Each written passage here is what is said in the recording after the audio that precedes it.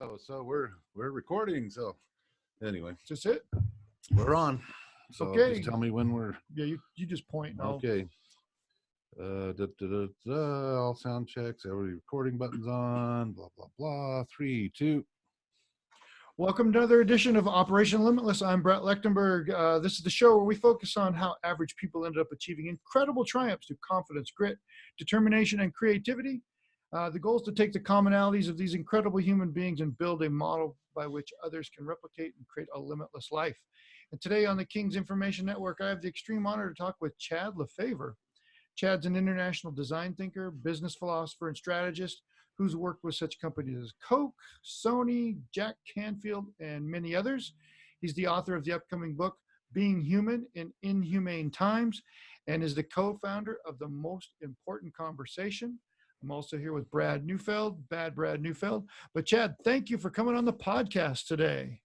Thanks so much for having me, Brett and Brad. Pleasure to be here. Thank So, you. Chad, you have accomplished a tremendous amount in your career over the years, and I'd like to. It really definitely puts you in the 1% category, I think, and I really would like to discuss kind of your journey through you from where you started, how you kind of got into marketing and worked with some of these great companies, and so I want you to kind of recount the journey, if you will, and I really want you to also tell me, for my education, what a psychonaut is, because I have forgotten to ask you that. And I saw it in your bio again, and I thought, I've got to ask that question today. Yeah, no problem. So a little bit about my background. Actually, I became really interested in how human beings make choices and why they make the choices they make from a very young age, which I would say is really at the foundational level of what marketing really is. So at the age of 11, I was really curious at how advertising worked, how marketing worked, and how it could cause someone to make a choice that they otherwise would not have made. So I started collecting actually magazine articles and ads, print ads out of magazines, and organizing them at the age of 11 into different rhetorical and different categories based on what they were selling, what devices they were using in terms of the language they were using, the visuals they were using, what were sort of the implied messages subconsciously that were beneath the surface that would cause someone to see that ad and go, I need that product, or I need that service. Right. And it occurred to me from a very young age that people are very malleable and easily influenced by messaging. I think we're seeing that actually running rampant right now. Absolutely. With so-called fake news and what's happening with social media, and how easily people's perception of what's real is completely,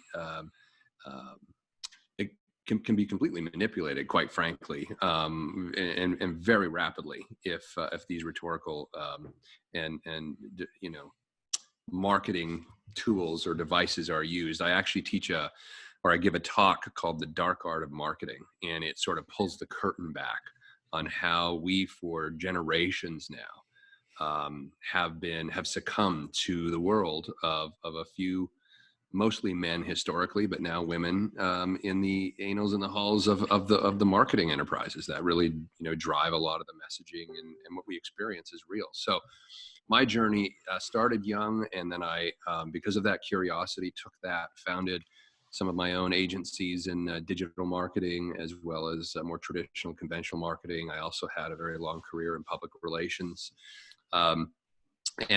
Basically where that took me was realizing how easily people could be manipulated. And I saw that as very disturbing. And so I started wanting to get to the root of, how do people define their perception of what's real? How do they make the choices they make?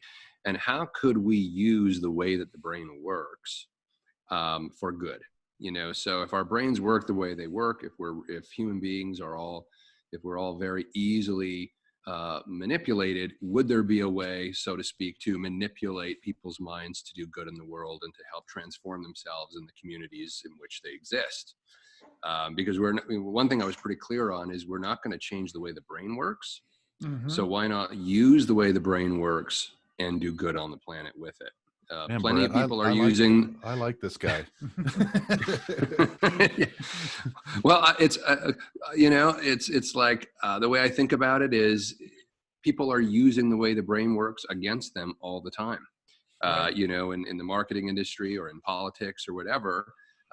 Instead of just getting angry at them and saying you shouldn't do that, well, let's do the same thing, only use it for good. And that's kind of Absolutely. what took me on this journey. And so you started at age 11, and you just kind of gave us some broad strokes there. Was there a defining moment as you went where you realized you kind of had a talent for this, or you had an eye for, oh, this is what's going on. This is how I can A, fix it, B, use it in a more positive way. Is there a time you just remember, like the light bulb came on, or? There's a time I remember the light bulb came on. I don't think of myself as unusually talented, although others might disagree, but I don't have an experience of myself. I'm just a very curious person and a very ambitious person, and someone who, when I realize something, my mother always used to say I had a really deep sort of sense of justice, and this notion that I couldn't really tolerate injustice when things were, were being harmful to people, or when things were just not, aligned is a word I use a lot. It would really bother me. So I think that that's sort of an innate, I don't think it's really a skill. It's just sort of an innate thing that I have. And so when I realized how people were so easily manipulated and were being perpetually manipulated by marketers and by advertisers and by public relations experts, etc. And I saw how it was causing people to do things they wouldn't otherwise choose to do if they had been provided with an alternative set of facts or information or variables to select from. I found that disturbing and problematic. The moment that I really remember this sitting in and me realizing I needed to do something about this was around 2009, 2010. And I was co-producing a series of events with a colleague of mine who owned a company called SANG, or the Speakers and Authors Networking Group. And we were co-producing events in Los Angeles where we would bring in literally 200 plus of the top authors and speakers in the world. And it was a closed door 3-day meeting. We did it once a year. This is where we had, Peter Diamandis as a guest speaker, Peter Guber, Camfield, a bunch of guys like this, these level of people. And I was observing how, and so it was really the personal growth in the self-help industry. And what I'm about to say, by the way, I'm not relating to the individuals specifically that I just mentioned, so I don't want it to be construed that I'm about to say something that I'm meaning they did this. But what was coming out of those meetings, because remember there's 200 plus of these people, is that there was an attrition in the self-help industry. So it's roughly $100 billion a year in industry. And when you think about, globally, and when you think about what that industry is supposed to be about, it's supposed to be about helping people achieve some level of excellence that they're trying to achieve in their life, or some transformation or change, whether that's, starting a new job, finding, the relationship of their dreams, losing weight. I mean, just any of the topics. If you walked into a Barnes and Noble bookstore, all of those topics in the self-help context are for people who are supposed to be transforming themselves. And I quickly realized that actually it was an industry that was trafficking actually in the failure of people to do so. And I don't believe that that is where it started. I don't believe that the people who are, who constitute that space are, I mean, there's probably exceptions, but most of the ones I met are not, inherently malicious people or manipulative people, or at least that's not where they came from. But they inadvertently fell into an industry that relies on the failure of people to implement any of the things they say they want to change about themselves. Because if you think about it, if people were successful at making the change, the industry would shrivel up pretty quick. Like you wouldn't need to buy the 10th book on dieting, that you already bought before, or go to that conference or whatever. And so what happened when I was co-producing those events is, There was a lot of talk about the attrition in the market. So basically, people would sign up to someone's list, and within 3 months, they were opting out. And so I started looking at, what's going on there. I mean, obviously, if someone's getting value, there shouldn't be this attrition. And I suddenly realized, as I really looked into it, that they're obviously not only not getting the value, but they're being sold, a book of goods that are just not delivering for them. And why might that be the case? And I discovered that there were two things. First is that as an industry, it's not actually committed to people's transformation.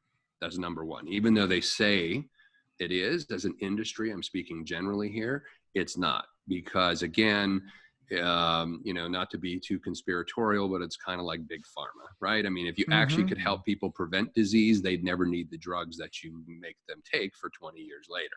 Right. So there's sort of an antithetical reasoning behind that. So that was number one. The second thing I realized, which leads into the work I'm doing now, is that actually our brains don't want us to change.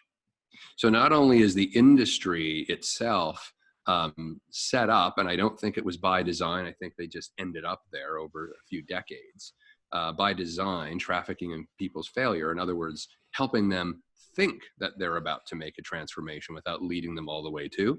But our brains don't want to do it either. So those were the two things. And I realized at that moment in about 2009 or 10 that I needed to do something about it. And the first thing that I did at that time was I was really curious because millennials were one of the big groups that were not engaging in the personal growth self-help space like Gen Xers and boomers were. And I started looking at like what might be the case and the reasoning behind this. And one of the big things is that millennials just didn't read printed books like Gen Xers and boomers did. And the personal growth industry at that time was very heavily book centric. It was, you were an author of a book that put you on a stage. You then were able to speak at a conference. You sold your book and your products at the back of the room. And that whole formula wasn't really resonating with millennials. So I started looking into, well, what might? And what came out of that is me and a couple of partners created what we called a neuromedia video game development company. We started to build video games that were committed to transforming individuals. We tried to sell it in the personal growth space. They weren't really interested in it. I think we were a little too ahead of our time. So that was actually some of the work we ended up doing with companies like Coca-Cola and Johnson & Johnson. We actually used video games to transform their leaders from inside the company, and they would play it for 5 or 10 minutes a day and had profound results. It was a very successful program. Can you explain how the video game worked a little bit for people that are hearing this? Yeah. So, I mean, basically what we did is we took any individual leader and we made them their own coach inside of a Olympic metaphor, an Olympic training metaphor. So let's say they would be the coach of their own Olympic swim team, for example, and they would have 4 swimmers, and all of the swimmers would algorithmically conform to a certain personality type and profile. And they would have to engage with their swimmers every day on a regular basis. And they wouldn't know the personality type of the swimmer. And it wasn't just swimmers. It was skaters. It was soccer players. It was whatever, right? Sure. And so they would have to engage in conversation in a meaningful way with their athletes. And to the extent that they did, the athlete's strength, speed, stamina, and endurance would go up or down, which would then affect their ability in the simulation to actually perform against the other teams. And then what we did is we had intra-company competitions between both individuals within a department and then between departments as well, where we would aggregate the scores from one department and the same with another, and whoever got the higher score as a department would win a department prize. And then you could also win prizes inside of a department as well. So that was kind of the gist of it. There's a lot more involved in it than that, but because we were really curious about making sure we were activating oxytocin and dopamine at certain levels at certain times because of the way those two neurochemicals interact in the brain and what it does for learning. Right. And sort of an embodiment of the learning. So there was a lot of other stuff that went on behind the scenes, but that's kind of the gist of what it was. So just for my edification, How long did it take Yeah. you to develop an algorithm like that? Because that's really complex, and there's got to be a Yeah. huge amount of trial and error going in there, testing and watching to see how people respond, especially neurochemically. Yeah, it was. I actually have to credit Coca-Cola for working with us on that. I mean, they were actually the first company that we did it with, and it's kind of an interesting story. We had a 4-slide pitch deck, and when we presented it to them, that basically said, we believe that we can outperform your existing leadership training model using a video game. And it was provocative enough that they were like, oh, that's interesting. Let's give it a shot. That's pretty incredible. Yeah. And so with them, I mean, I think we worked for almost over a year just getting the model built and integrating it into, they have a lot of firewalls and stuff you have to be able to clear and get behind, lots of security in the company and stuff like that. And because of the nature of what we were doing in terms of training people and the data that we were able to gather through that process, we had to kind of meet a lot of requirements that they needed. And then, of course, to develop the model. But so they were really, really great at working with us and giving us the space and the time to figure it out. Because we hadn't actually done it. We just knew we could. Right. So, I was going to say, it doesn't sound like it was fully complete by the time you started working with them. No, it wasn't. Actually, it got complete through the process of working with them. And then we were able to take that same model to other companies. Now, does Coke still use that, or do you know?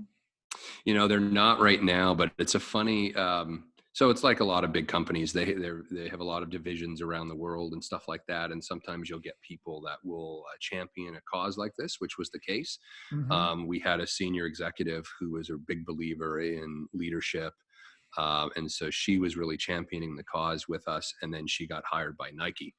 And then as soon as she left, they stopped the program, even though it was working, which is a whole different conversation about corporate culture and corporate politics. Yeah, no, it's kind of odd. But recently, what's funny is I've come into contact with an individual, and another executive from Coca-Cola, who is very curious about potentially re-exploring how we might open it up again. So it's just one of those things.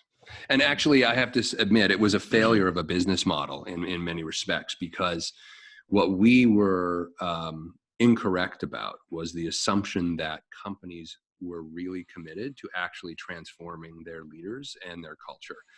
I won't mention names of companies, but we only worked with a handful who actually went through the whole program with us. And most of the ones, when it came to giving up the budget for the annual retreat in Vegas, or the budget to create an asset that they could use to train their people for a decade, they chose the Las Vegas retreat. And I just use Vegas as an example, wherever their retreats were. Right.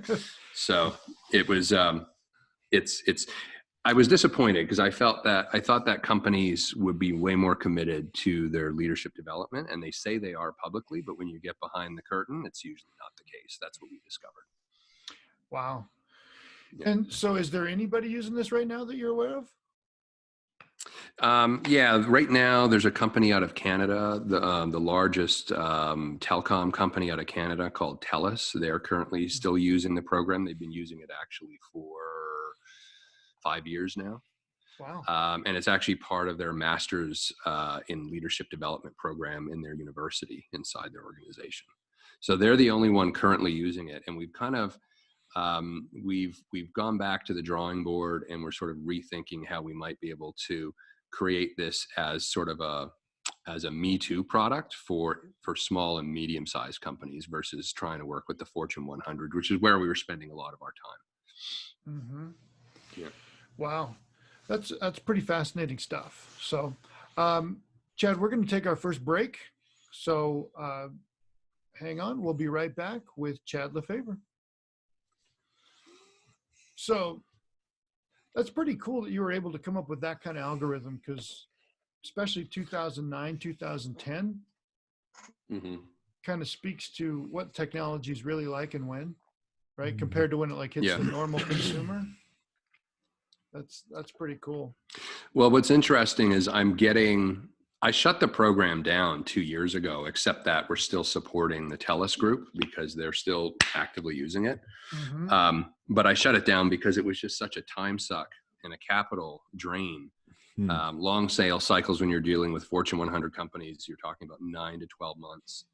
And you could go all the way down that path, and then they could just decide as you know, between the three of us, since we're not live, you know, Starbucks and some of the companies that Disney, you know, like there wasn't a Fortune 100 company we didn't meet with about this.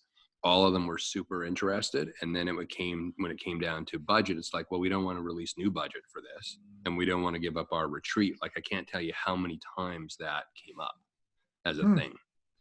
And, so I shut it down because I was like, there's another way to skin this cat in terms of helping people, you know, transform themselves. So some of the stuff I'm doing with TMIC now and where we're headed is, but what's interesting is people are approaching me. I've had 2 people in the last month ask if I still have the program and they want me to talk to a company. So you never know. Maybe we were just too early stage, like too early in our thinking, Right. too ahead of the time. Yeah. Well, where do you see this going in the future? That's what is that part of your questioning there, Brett? Well, that's Yeah. what I'm writing down right now. This is cutting edge stuff here. This is great. Well, I'll tell you one other quick story. I don't know if we want to put it on air because I don't want to piss anyone off, but right. but we were working for 3 years. And what made me shut the program down is I spent 3 years and a significant amount of money working with UNLV, University of Las Vegas, to bring this as a program inside. We were actually going to build the classroom of tomorrow on their campus, and I had brought leading experts in the design of learning spaces, like who built for the U.S. Army, for the World Economic Forum, for NASA. Like, we were going to have Google as a partner. Like, it was a big project.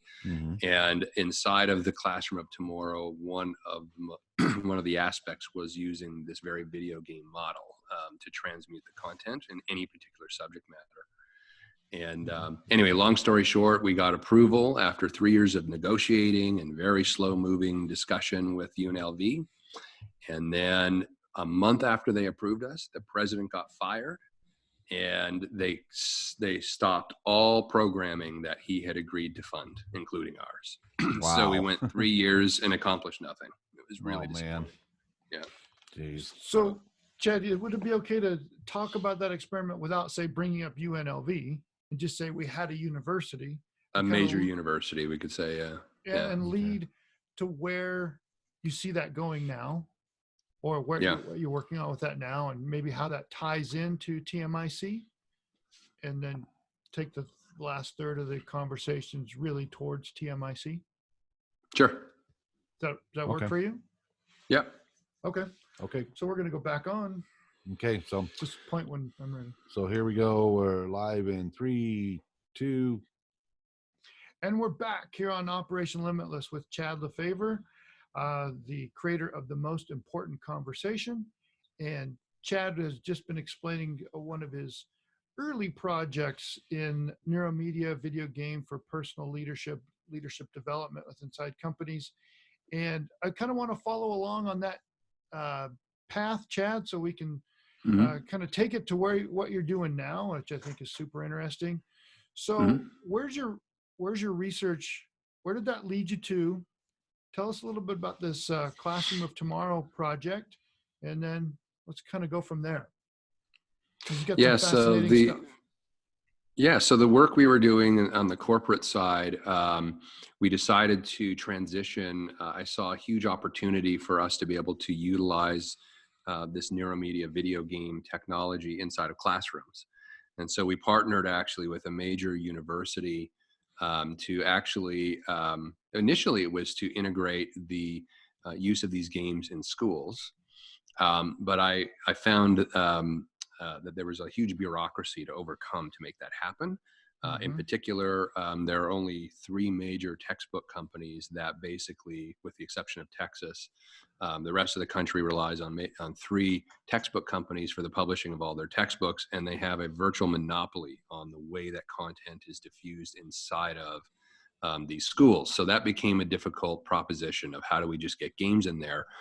And I stepped back and I started, because I'm a systems and a complexity thinker. And so I looked at it and I said, well, it's not just how the content is diffused into a school that's an issue, but it actually is what I've discovered through the resistance and the bureaucracy I was unable to break through, is that there's a whole systemic breakdown in education, and that we need to actually reinvent education from the ground up.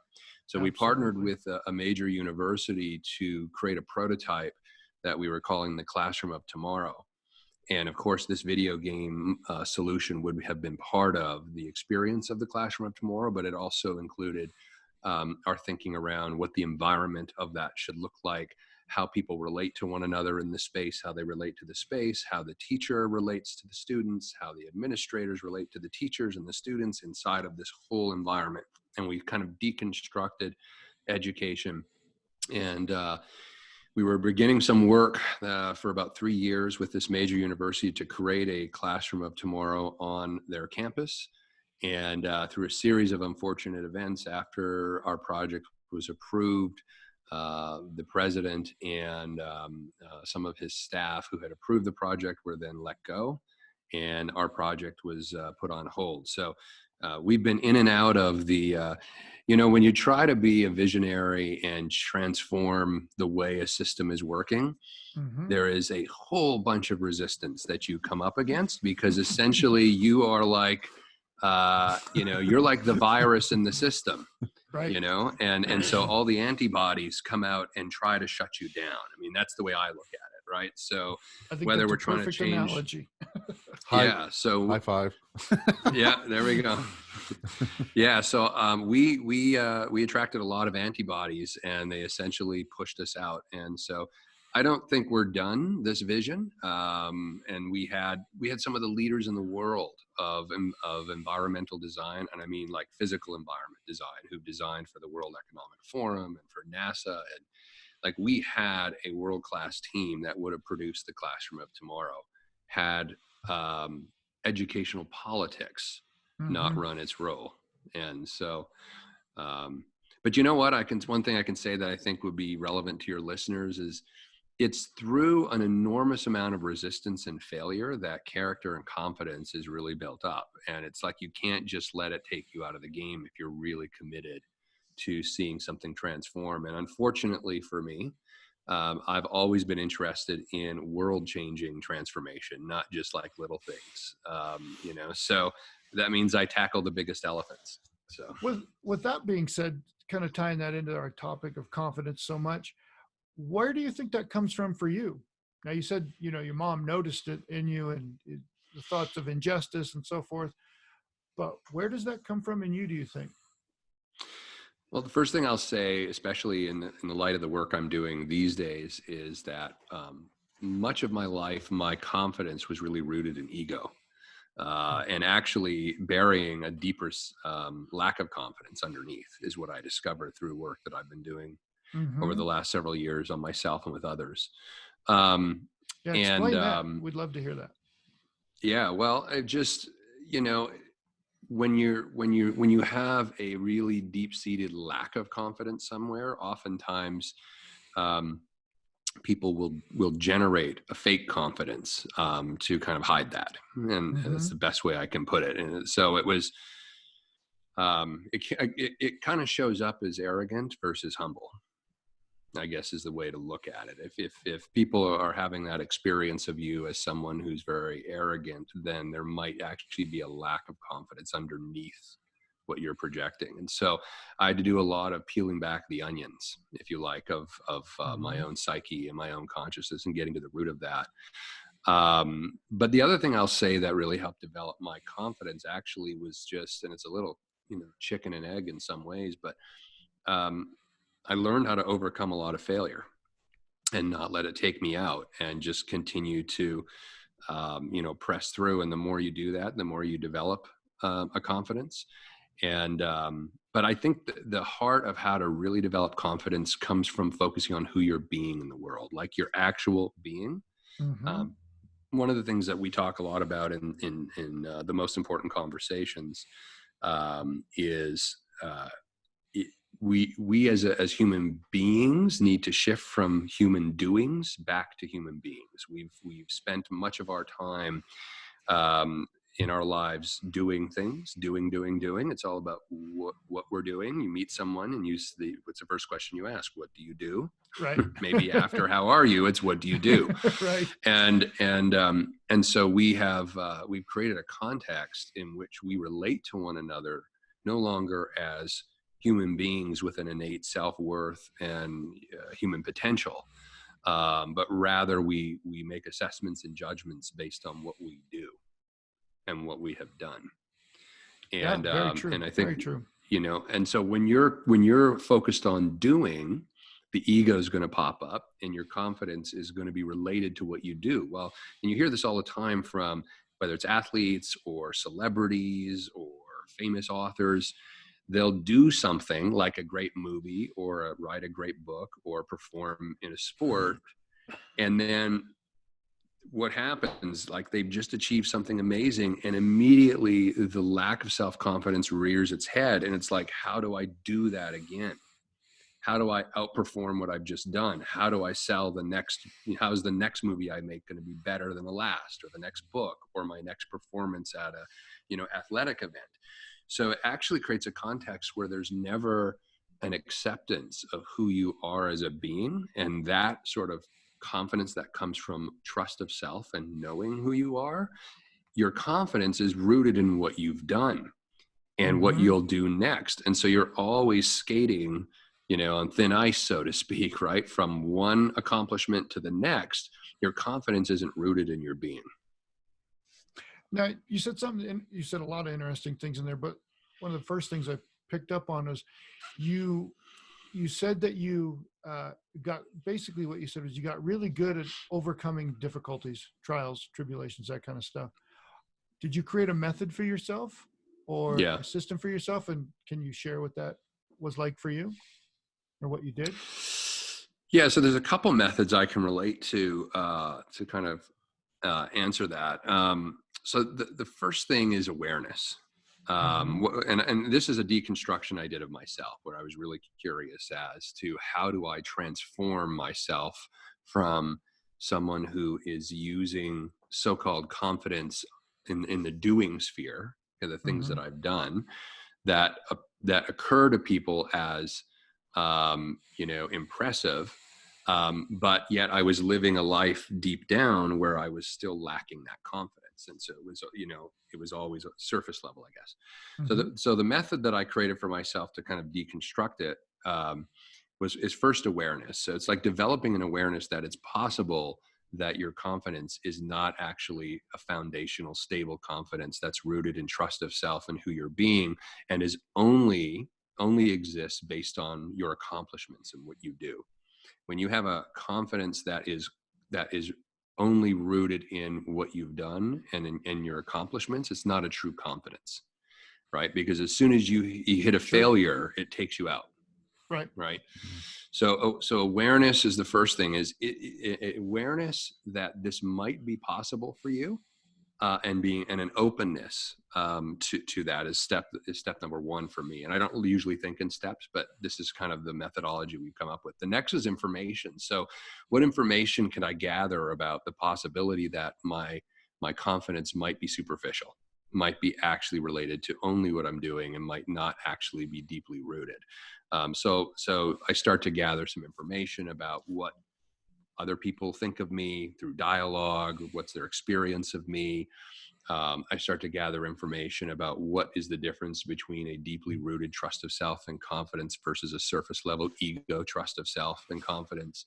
And then that information starts to, and by the way, it's all iterative because it deepens my awareness, which causes me to ask different questions and seek more information. And it sort of goes back and forth, right? So it's like this information awareness equation. And then once I felt that I got to the point where I realized really what was going on and where my issues were, I just did a lot of work on myself to basically transform those things. And one of the things that was really powerful in accomplishing that is creating new practices for myself, creating new practices that will help me rewire how my brain works, how I interpret what's going on around me, how I interpret my perception of what's real, which is where I spend a lot of my time these days, is working with people to alter perception. I quickly realized that all of what we experience as reality is just perception. As a matter of fact, the three of us on this podcast are all having different perceptions of what's going on right now. There are some things we might share and say we have agreement. We can all agree this is happening. Right. And of course, when you're dealing with superficial ego, agreement is what you look for. You're looking for people to agree and validate you, right? Yep. When you get to the level of deep confidence, you're not needing that validation from other people. You're not needing them to agree on your perception of what's real, right? So I developed awareness. I gathered information, which helped me deepen awareness, and then I developed new practices that took me outside of the sort of superficial ego doing, and allowing myself to focus on developing who I am being. So those practices could look like, and do look like for me, meditation, moments of self-reflection throughout the day, journaling or notebooking. Another one, or another important practice for me is, talking to other people and getting feedback about their experience of me from, as a touch point, because we're so good at diluting and lying to ourselves that we need outside people. Is actually why I say that the notion of self-help is a misnomer. You can't actually help yourself because you're the first person to lie to yourself. True. Right. And so we actually need that input and that feedback from other people to understand ourselves accurately and to make those shifts. So that's another practice, is, routinely inquiring with people about their experience of who I'm being from moment to moment. And there's other ones that we teach, in the TMIC course to help move people along through the development of new practices. So awareness, information, practices, and then over time, those practices become disciplines in your day-to-day life. And when they become disciplines, they kind of no longer occur to you as like something that requires effort or that you have to do. It's something you just do. It's just part of who you're now being, right? So you're really starting to transform who you're being through the process.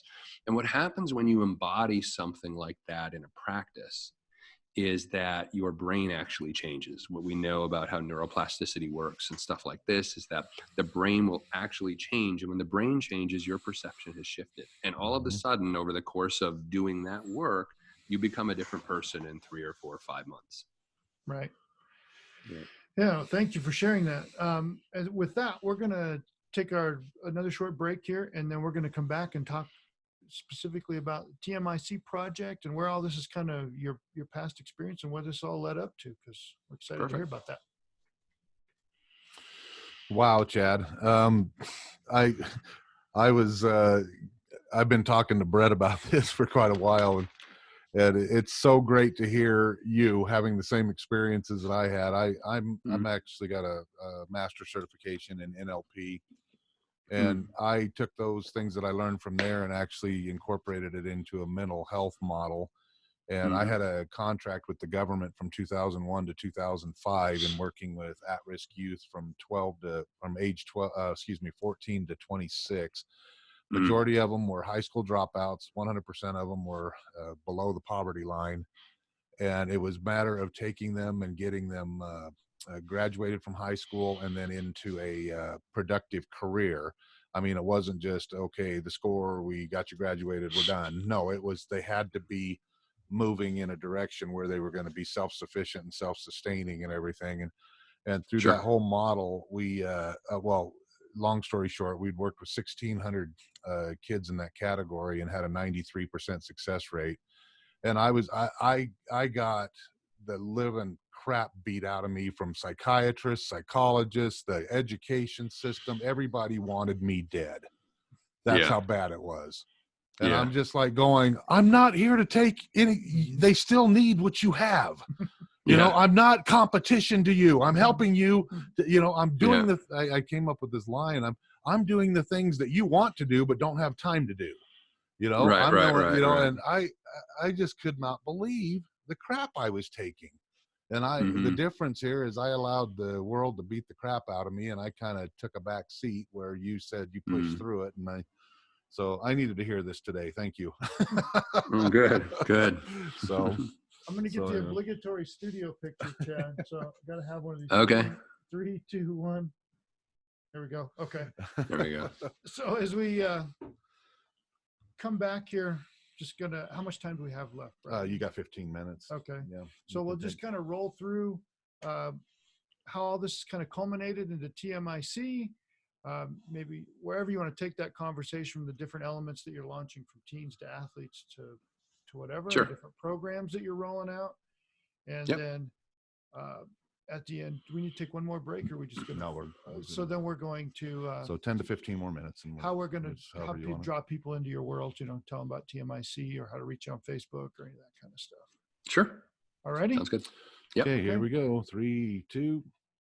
All right. And we're back with Chad Lefever, creator of The Most Important Conversation and Psychonaut. We didn't discuss that yet. I forgot to ask you about that again. Tell me what that is before we move on to TMIC. Yeah, it's pretty quick and simple. The way I define it, and you can find it online as well, it's kind of a newer term. It's just an individual who is extremely not only interested, but self-practicing techniques to master and alter their own perception. So it's basically a psychonaut is someone who's interested in how brains work, how choices are made, and how you can influence those choices and access deeper levels of consciousness and deeper levels of cognitive performance. Mind mastery, I guess, is the simplest way to put it. Perfect. I love it.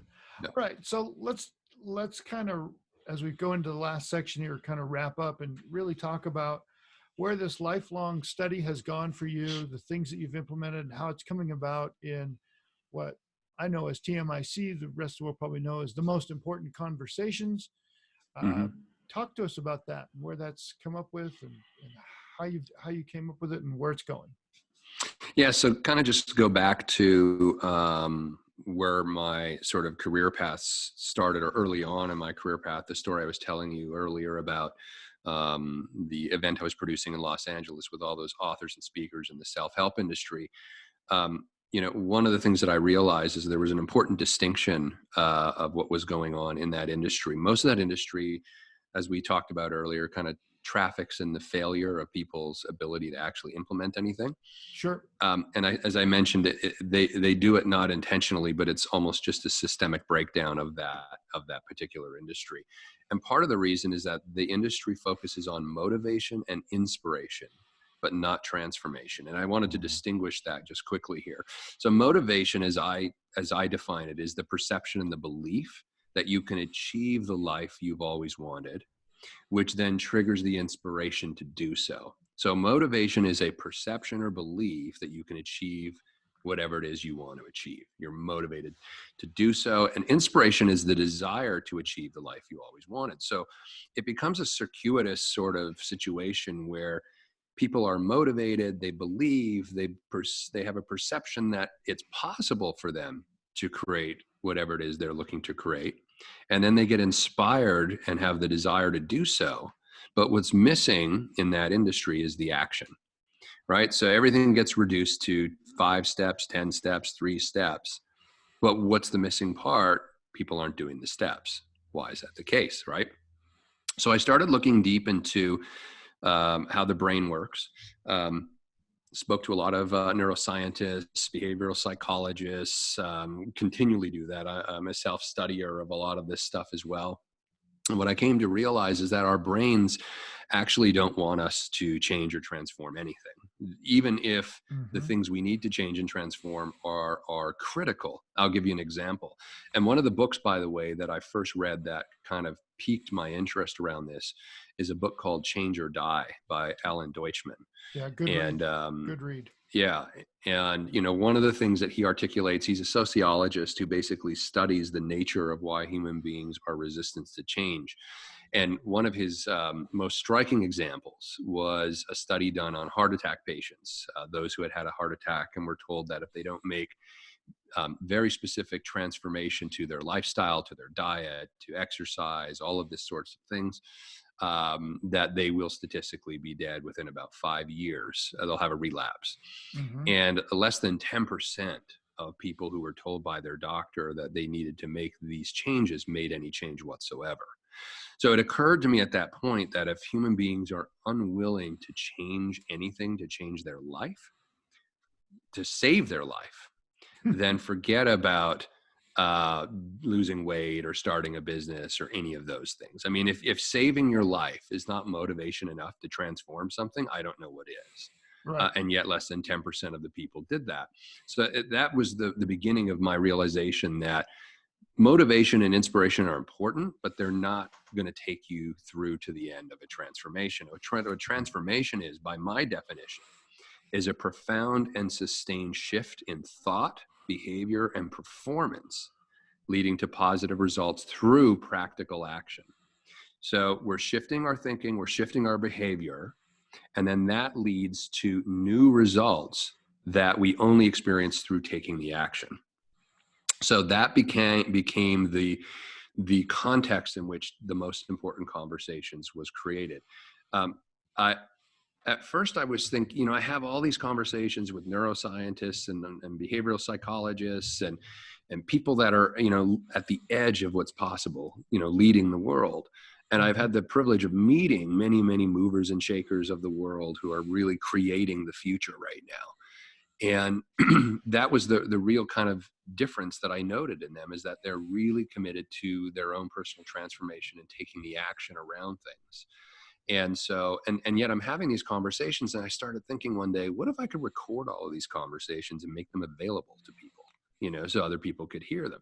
Mm-hmm. And that was the original genesis of the most important conversations, but it quickly sort of morphed into, I have a lot of friends who are alcoholics and are in AA, and they now serve, they've been clean for years, and listening to them. And it occurred to me, I was thinking, oh my gosh, all of us are addicts when you cut it one way or another. We may not be addicts to drugs and alcohol, but at the very least, what we're addicts to is the neurochemical payoff in our own brain for the actions we're taking. Sure. So you're taking a particular action. It could even be an unhealthy action. It could be eating unhealthy food. It could be sitting watching television and not getting enough exercise. It could be any action. When you think of what an addiction is, I define it as simply reinforced behavior. And any action that you do over and over again, the brain rewards us to keep doing that action. Like the heart attack patient who's told they have to change something in their life or else they'll die. They're addicted to the lifestyle that gave them the heart attack. Yep. They're neurochemically rewarded every single day to do nothing different. And so what TMIC quickly morphed into, is I was thinking about all this, I was thinking, wow, you know what? It's not just addicts that need the type of programming and the type of community and the type of accountability structures to change their lives. It's everybody. So ironically, the most important conversations, one neuropsychologist said to me just before the holidays when I was explaining it to them, he said, oh, you've basically created AA for what we call healthy, normal populations.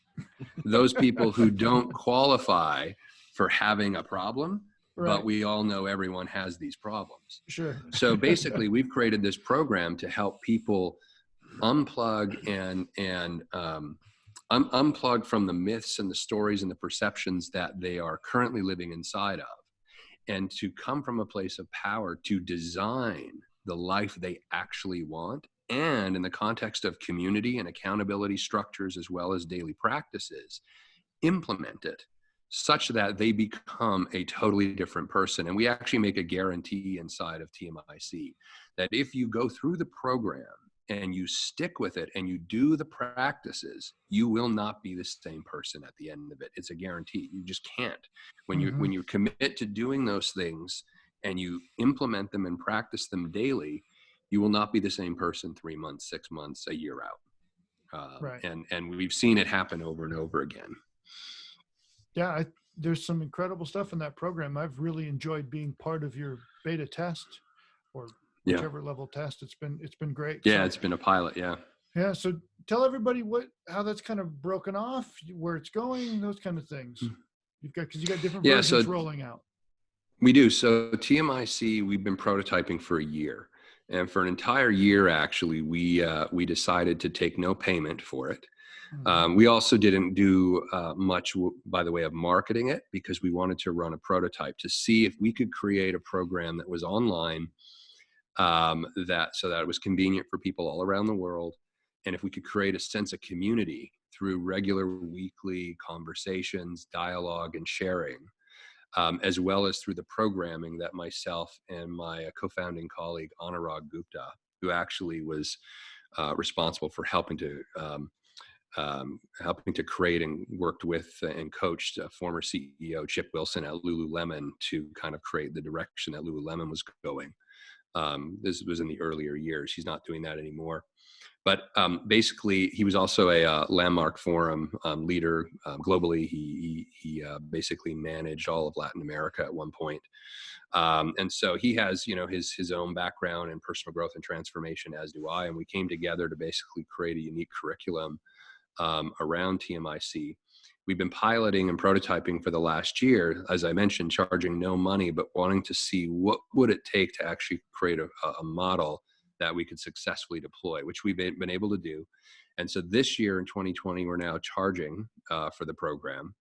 We're rolling. So we've got our foundational workshop, which is the one I'm mainly talking about. It's focused on the nature of being. It's an ontological conversation about what does it mean to be human, and how do we deeply integrate who we are as humans, and design a life that aligns with our calling and that that brings us joy. So that's the foundational course. But then what started happening through the pilot is, people started saying, hey, you should do that for these people, or you should do that for these people. And even though our foundational course is relatable and accessible for anyone who's a human being, people still somehow like categorize things. So we're launching TMIC for teens in 2020. Actually, we've already done that. And then also we're doing TMIC for athletes. We're doing TMIC for wellness. We've also got a couple of special lectures on notebooking and on meditation and stuff like that, that are accessible as well through the website.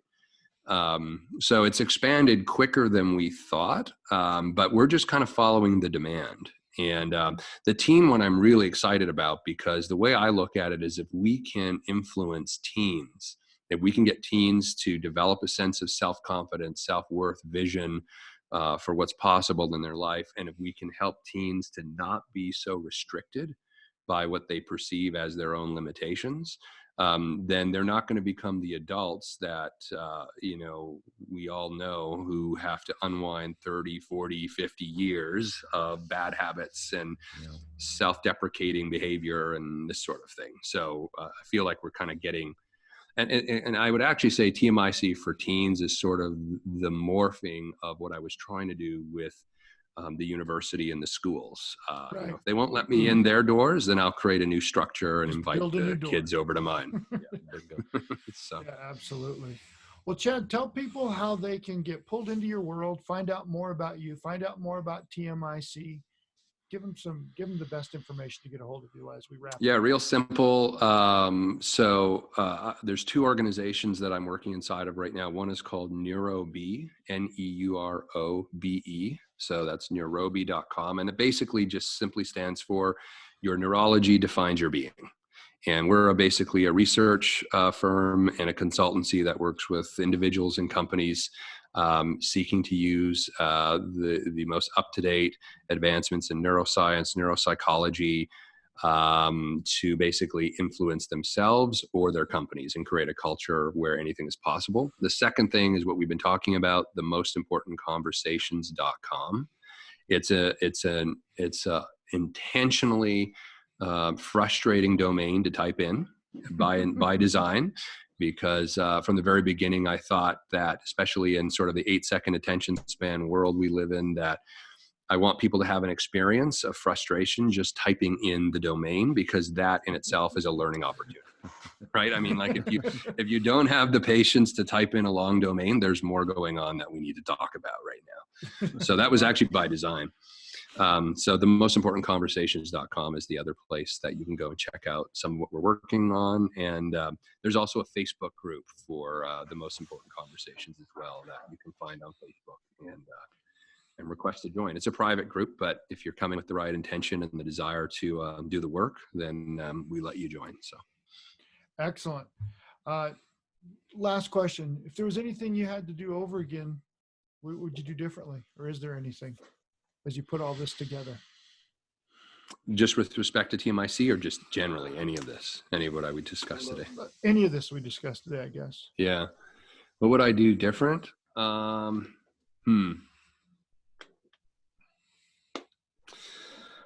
I don't really know if there is anything. I mean, I really just accept the fact there's a lot I wish would have been different, but I don't know if I could have got to where I am without having gone through that. So Sure. I kind of have just adopted an acceptance that wherever I am is always perfect.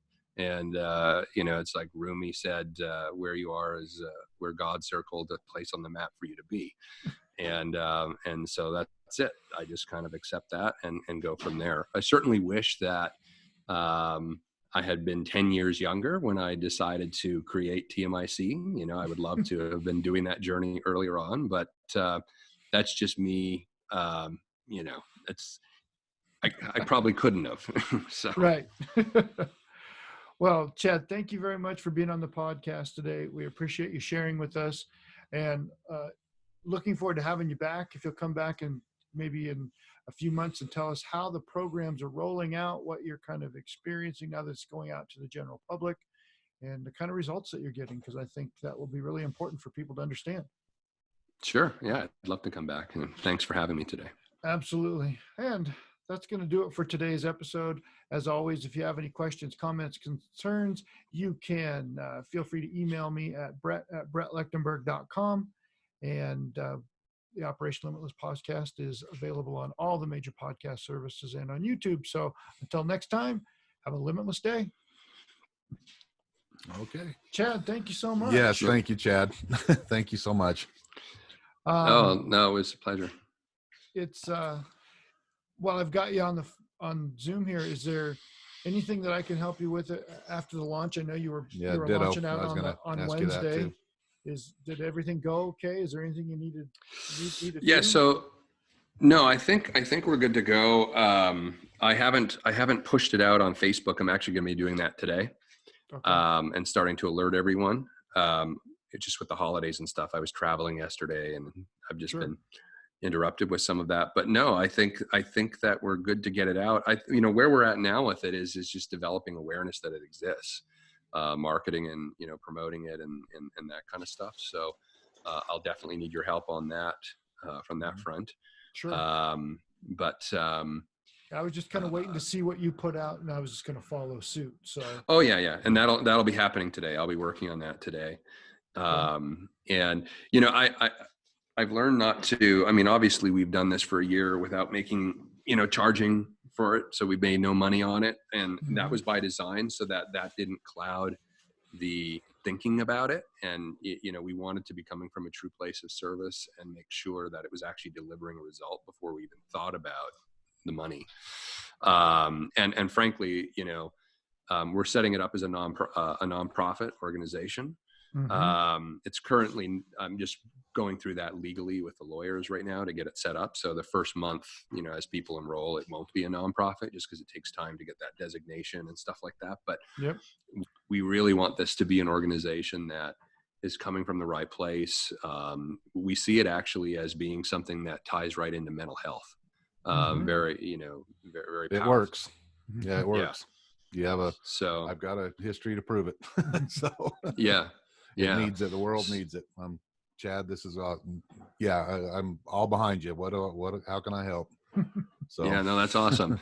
Well, and it's like everything actually for me relates to mental health. I was saying to Brett a couple of weeks ago, even with Mhm. respect to things like climate change, is a mental health issue the way I see Mhm. it, Yeah. because why would you want to destroy the very environment you rely on your existence for? Mhm. Mhm. And Change or die. yeah. So it comes down to mental health. Yeah. And as I always say, climate change is an environment problem. The environment's just fine. It's a human being problem. We have human beings that uh, are not respectful of the environment that they rely on for their very existence, and so we have to alter that. So I'm approaching it from that perspective. So Yeah. I'd love any assistance on the promotion and the marketing and getting it out there. Okay. And Brett, as we start to launch some of the different programs and stuff like that, I, I'm comfortable with it growing organically too. I just have no illusions of the right people are going to show up, because the thing I'll say, Brad, about this is that Mhm. it's not an easy program. Yeah.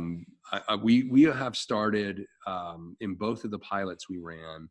We started with way more people than ended up sticking around. Actually, the Yeah. first one we had almost 100 people enroll, Mhm. and we dropped down to about 15 regulars Yeah. over the course of 2 months. Because when people realize that there's actual like new things they're going to have to do, and it's not just about reading and getting the hit. I didn't Mhm. get a chance to tell you about my theory that I invented called the near win, which we teach about it in the program, but it's Okay. fascinating how I intentionally people didn't ask because I want to bring you back for that. Not that you can't yeah tell no Brad, but yeah, Yeah. oh I've shared it's that. well, I I've won't get shared it. that. Go ahead, tell him. I've shared it with people already in like our leadership lessons at the academy. I think it's 100% dead on. Well, it leaves people whenever I do it, like I've done a talk on stage with it as well, and the look in the audience is just like people just saw a ghost. Like, I mean, Yeah. they're just left. And so real simply what it is, Brad, is I was doing some work in Las Vegas years ago, and we were creating a mobile app, which was intended for the Wynn Hotel to keep people on their property. And Mhm. so we got really immersed in trying to understand what is it about the gambling mindset and the addiction mindset, and how could we use what we could learn from those two mindsets to create an addictive app that would make people not want to leave the Wynn Hotel property. Mhm. So that was sort of how I came across this. And so as I was researching the gaming and addiction literature, I came across this concept that they call near loss. And so Mhm. what a near loss is historically in Las Vegas is, specifically with slot machines and digital gambling. Years ago, when there was a slot machine and someone was going to play it, what the casinos would do to try to get more people in their casino versus another is they loosen the slots. So you've heard this Mhm. term loose and tight slots, right? A loose Right. slot pays out, a tight slot doesn't. And so what the casinos would do at one point in time, they don't do it anymore, but they would loosen the slots up so that they would pay out, not large amounts of money, but they would Mhm. pay out. Yeah. And the rumor mill would get going, and everyone would be like, oh, if you're going to go play, go to this casino, they pay. Yeah. And so and then when enough people were coming and they were packing the casino, they'd tighten the slots up, suck all the money in, and that was sort of the thing. What the Nevada started to regulate the way that slot machines performed, and they said that you couldn't really manipulate that anymore. So what they do is they now Mhm. run randomized tests over millions of cycles on their slot machines, and the house Mhm. is only 51-49, has only Yeah. 1% advantage. Right. But it's a 1% advantage over cycles. So you could be over millions of cycles in a loss Mhm. experience, and then it will have to come back up to a winning experience at some Right. point, and then they average that over millions of cycles, and it's 51-49. But they had to figure out, how do we keep people playing if we can't loosen and tighten the slots anymore? How do we keep them? Mhm. And so what they started to do, and this is where this near loss comes out, they started experimenting. And when you can imagine a slot machine, let's say, if you have 3 slots and none of them line up, they call that a total loss. Right. If they all line up, they call that a win. If you have 2 slots line up and the third doesn't, but almost does. And you could actually see that it would almost tick in. What they realize is that more dopamine circulates through your brain when you have an almost winning experience than if you'd actually won. So what they do is they deliver these near losses, because every time you get a near loss, you get a neurochemical surge in the brain that tricks the pleasure receptors into like activating. So you feel good, you're on that high, right? And you see people's like, oh, I almost had it. And that high in their brain keeps them pumping the money in. Right. And so that's how they've correlated that. Well, when I came across that, I suddenly realized that doesn't just happen in a Vegas casino. That's actually the reason why someone will say, I need to change my life. And they buy a book or a ticket. They're standing in lines at Barnes & Noble with the new Tony Robbins book. And what they're actually getting is that near loss hit the brain. Hey, you're taking action. You're going to change your life. I just simply call that the 72-hour high. There you After go. That, it's gone. Yeah, yeah, and that's it. Which is why most of these books become what they call shelf help in the industry. Right? I love it. Oh my gosh, that's awesome. Yeah. Love it. I wish I'd have had that. Yeah, so it's shelf help, and so I realized, so it's actually so I always start my talk when I speak on a stage is, all of you are addicted to your own failure and you don't even realize it. And immediately people are like, what? I'm not addicted to failure. I don't want to fail. Yeah. Right. Nope, but if you just, but what you want and what you look at your life, they don't line up. Yeah. So what we're doing with TMIC is all about creating alignment. And the near win is one of the first things we teach early on, to have people just sit with the fact with, holy crap, I'm totally full of crap. I say I want this, this, and this, and I don't have it. Why don't I have it? Because you're not taking an action. You're not taking any new action, and you actually can't do it on your own. You need to take action in the context of community where there's accountability. That's why AA is sort of the model we keep getting compared to, right? Because of the different elements that we put together. So. Well, let me give you just a glimpse into your future when you get to the youth thing. I mean, when we first started the program, we couldn't get any clients, and I mean, we're giving all this stuff away. I did the same as you. I mean, well, my money was coming from the government, but we never charged for it. And we were just doing it. And I just kept saying it would be optimal if we could do this in high schools. But of course, the education system, you can't take kids away from their precious education to do this. And finally, we had one vice principal who was a former businessman, and he said, hey, these kids are failing anyway. Let's try something new. And we had such a response from that. It was a 3 days of workshops in the school, just 3 straight days during school hours. And we had every one of those kids in there had straight F's, and every one of them within a semester were up to A's and B's just from those 3 days. Yeah. And after that, it started to spread. Well, then we went from not being able to find any clients to having, because we only had the money to work with 200 to 220 kids at a time. And so that's all we were able to do. But we were in 36 high schools at year 4. Wow. We were working with about 700 consistent students, but a total of 1,600 over the 4 years. And we had a waiting list of 20,000 kids in 11 counties who wanted to be part of the program. So I'm just giving you a glimpse into the future here. It's gonna take everything you got to get it started, but trust me, we went from school districts telling us we had a principal say, over my dead body are you ever getting in my high school? And we're like, you little dictator, come on, get us in. And we went from that to the school districts planning on how to insert us into the school system. It was like, holy cow. But like every government thing that works, they cut the funding, and that's what happened. And I've been there ever since 2005 going, hello. We've got something here. Well, you know what's interesting about what you just said is that and I've spent a long time in looking at the education system, obviously because of our work with UNLV, and also in California, like LA Unified. We've been talking with them, as well as some of the private schools in the area.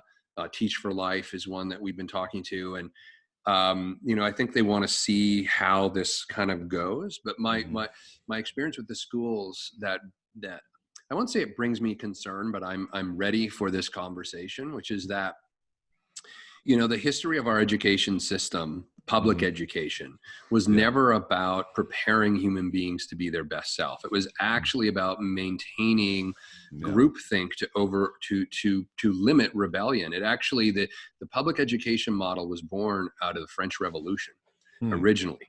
And the idea was, how could we create, like public education goes back to France as sort of the first inception. And it was, how do we prevent revolution from happening again? And so the only way to do that is to program, literally. I find it funny we call it programming, because it's literally programming young human beings about love of the state, love of, the culture, love of this, love of that. And it was a way to basically get everyone thinking the same thing, so they wouldn't get any funny ideas like overthrow the king. Interesting. And so that's that's the DNA of public education. Now, if you ask someone today in our public education system about that, A, they probably don't even know about it, and B, they would deny that that is even a thought, and it probably isn't a thought. They're not even thinking about it. But it's still the DNA of where it came from, and it's still there. This notion that we sit in rows and sit in line, and we all learn the same thing, and if you don't learn the same way, there's something wrong with you, therefore we have to give you drugs. So now big pharma is part of this equation, right? There you go. ADD, and it's like ADHD which are some of the most brilliant people on the planet, and we're just basically drugging them to so they can conform to the system, which is broken. As my colleague Matt Taylor says, and he's one of the guys that was part of our group. He's the 82-year-old architect and designer that worked under Frank Lloyd Wright, who I didn't want to mention by name, but he's the one who's worked with NASA and the World Economic Forum designing, environments for learning and human potential. And he calls modern day schools as just jails. Like they're basically just jails. Oh, I agree. Oh man, I agree. Well, if you ever get to that point, let me know. I'll save you a 3-year learning curve on how to get into the schools. So I'll, because that's about what it took to really get there. But now I know exactly what to do to, like I say, it'll save you 3 years. That's awesome. Yeah. But I think we want to get the team program up and running, and so maybe that's something we can talk about, 6 months from now, and once we kind of get a little traction behind us. Yeah. You bet. No, this is awesome. Thank you. Thank you so much. Cool. Well, thanks again, Chad. I appreciate you. And we got a Monday call with the team, right? So we do, teens. So we're going to do our initial sort of training conversations for them to be mentors. So well, cool. Well, you have a great weekend. Thanks again. Let me know when you put that stuff out, and I will follow suit. I'll be letting everyone know hopefully later today. All right. Thanks, Chad. All right. Have a great day. Thank you. Bye-bye. Bye-bye.